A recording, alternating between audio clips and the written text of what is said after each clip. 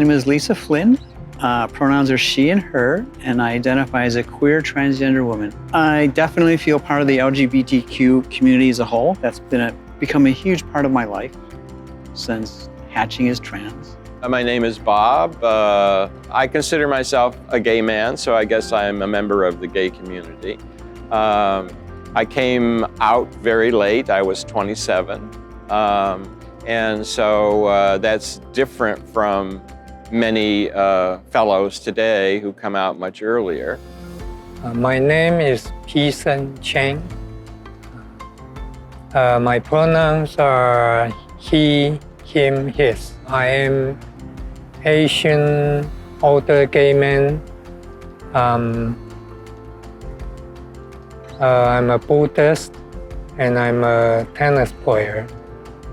I'm Mara Raquel Souza Munoz, and my pronouns are she, her. Identify as a two-spirit, and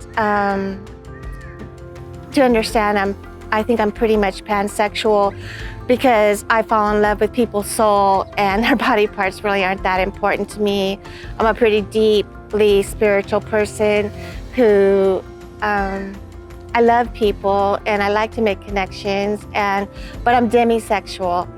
Hi, my name is Max, and I identify myself as a gay male. My name is Danielle, and I'm bigender, but I think the word transgender is so beautiful, like a waterfall or something. And so when I'm social, I prefer to be feminine and really nurture people. And when I'm I'm a machinist and I'm a geologist, I'm Daniel or whatever. And I'm just so happy that I've been able to be my feminine self in recent years.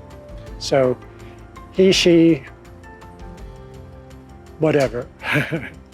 And I have to be thankful for the fact that that I've survived this long living with HIV/AIDS. I've lived through all the worst medications and the side effects.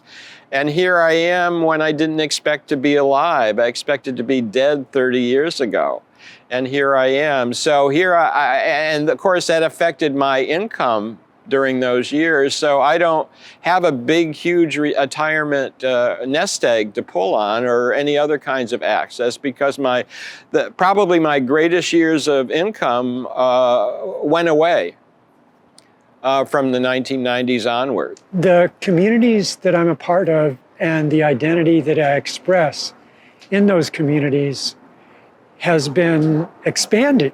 I've had a lot of problems as I'm getting older. You know, I was in an ambulatory nursing home for a short amount of time, and I feel really ashamed, but you know, it's just so much stigma and marginalization, and especially if you're going to be institutionalized, which I've been a lot trying to remain independent because of my behavioral health.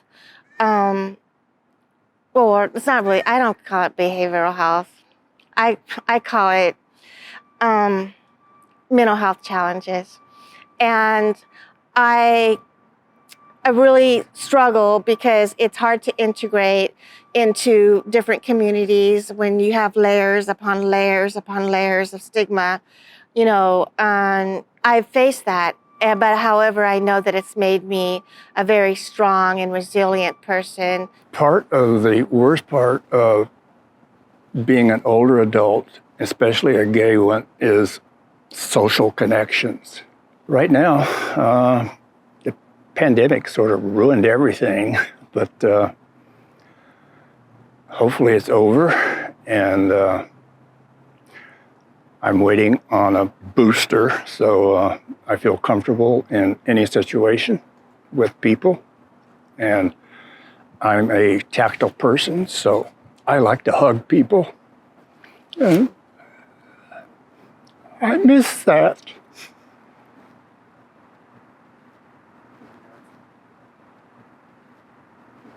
I would just say that usually we are invisible because generally most of the community is not 60 plus years old, which I am. So that's kind of one of the hard things to do with that we're just invisible. The most important services to me as an older adult, I would think it's the environment for you to build a community, to build a support system, because most of us don't have kids.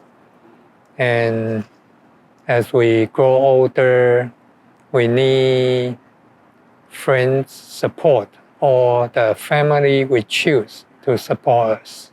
I'd really love to see a retirement community that was a MYOB, mind your own business. Nobody needs to know exactly what we are, but this is our community, and our activities in the rec hall are drag queen bingo, and we can dance with each other and not worry about stares or people staring, or and just be comfortable and be ourselves and really enjoy our retirement years. But it's sad that I'm finally getting, after 25 years, completely independent housing that I can afford. And it took 25 years. I think everybody should have at least the knowledge of dealing with the will, the living trust, the probate process.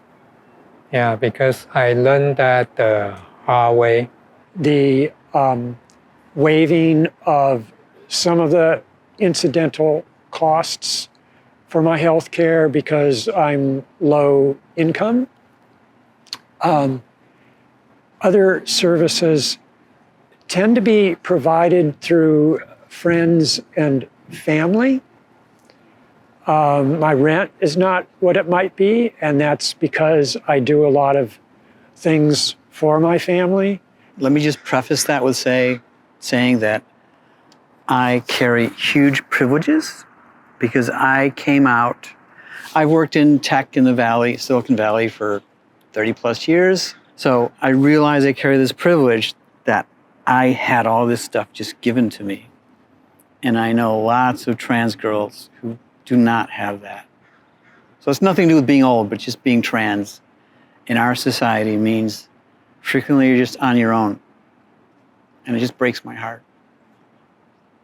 So anything that would help support trans girls. The support I get these days, the first one is the Avenidas' LGBTQ programs, like their walking group, like their song appreciation group. I get to enjoy the program and I get to make friends there. That's one I really like. And then my partner and I also joined the meditation group offered by San Francisco's open house. The contact that I was put with was Thomas Kingley, and at first it was Zoom calls because of the pandemic, and later on it opened up till he was allowed home visits, and it was good to see somebody in person, and I've been with him 6 months or so, and it has been so good to know there's people out there if you can just find them. And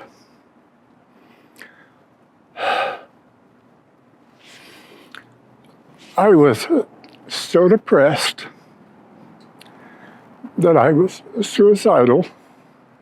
So basically, this avenue is saving my life.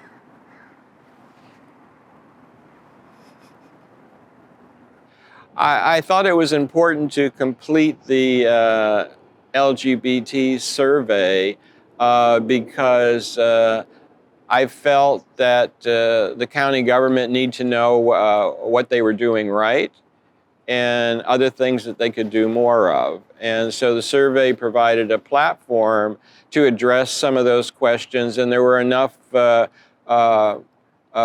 comment paragraphs where you could basically elaborate and not just answer yes or no and whatever. So that was a good opportunity. I think it's really important to complete the older adult survey, especially because over all this time, nobody's really kept any statistics of our community and nobody's asked questions. And so, if we are able to answer honestly and we can get a good statistics about our community, I think it would really be beneficial, and I really wanted to participate. It's really hard to know what is needed unless we're asked. And one thing that I notice as a transgender person is there are a lot of individuals that could be like me and be out, and they are not. And I interact with them, and they describe their suffering and their lack of recovery, both economic and socially, because of the suppression that they've been through. And I try to do everything that I can to help and meet with them and listen to them, but I'm puny compared to what organizations can do to help people or assist people who are assisting people. So the survey informs what needs to be done. What I hope comes out of releasing the results of the survey are that we become a little less invisible. People say, oh, there are older trans people, there are older gay people. I didn't know that. So maybe just a bit more awareness of us being here. After we find out the findings of the survey results, of course, we would like to see the county to support the most important issues collected from the survey. Being an older person, the advantage that I see is you get perspective. You can see things. Nothing trips you like it used to. And you're a little more adventurous because you know where your safety nets are and you know friends. So at least you're all getting old together. So that helps.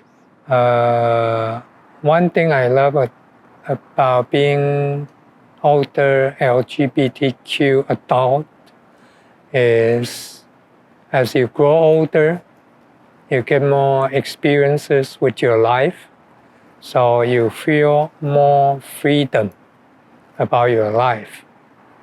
And you kind of figuring out what is important to you and what is not.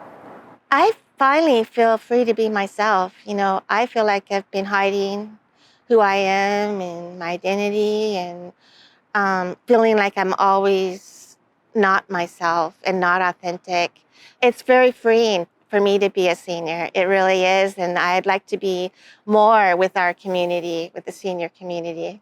Mm-hmm. The wisdom that I've gained and the ability to be empathetic with people unlike myself and finding myself changing to be a kinder, more nurturing person. And that helps me to reach my more feminine goals too. So aging is not all bad. It's not great, but it's not all bad. Well, I would just say that as you age, you're not alone, whether you're gay or straight or bi. So what I love about being an LGBTQ senior adult is that I love being trans. I love every day that I'm trans. Since hatching not too long ago, I can finally be me. Having been led such a suppressed life for so long, the fact that I can now be me is so important. That's what I love.